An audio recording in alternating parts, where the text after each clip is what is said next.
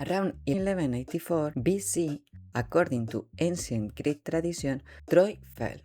Centuries later, Homer transformed that memory into the Iliad. Most people saw it as an epic, but one man saw it as a map. That man was Heinrich Schliemann, a German businessman who became one of the most influential figures in archaeology.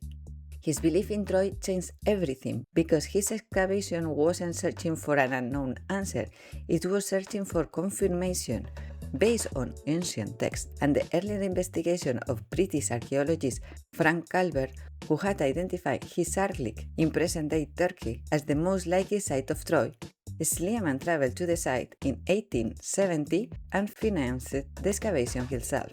Buildings, walls, and archaeological layers were identified with places and events from Homer's epic. Broken pottery was reconstructed into complete vessels. The fragments were ancient, but the final object reflected modern interpretation. The interpretation extended beyond reconstructed objects.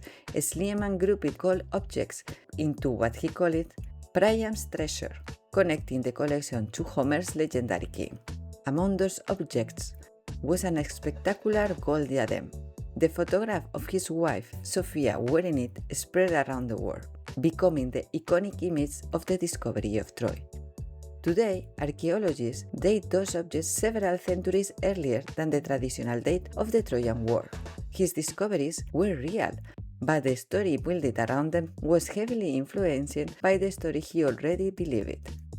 His excavation methods were just as controversial as his interpretations. Schliemann excavated with extraordinary speed and destroying archaeological layers that could never be studied again. Ironically, those methods helped shape modern archaeology. They showed why stratigraphy, careful documentation, and the archaeological context are just as important as the discoveries themselves. Yet, despite all the criticism, Schliemann's contribution cannot be ignored. His work showed that the past could still be found, inspiring generations of archaeologists to search for history not only in ancient texts, but beneath the ground itself. But perhaps his greatest legacy wasn't what he discovered, it was the lesson his work left behind. At what point do you stop discovering history and start reconstructing the past you expected to find?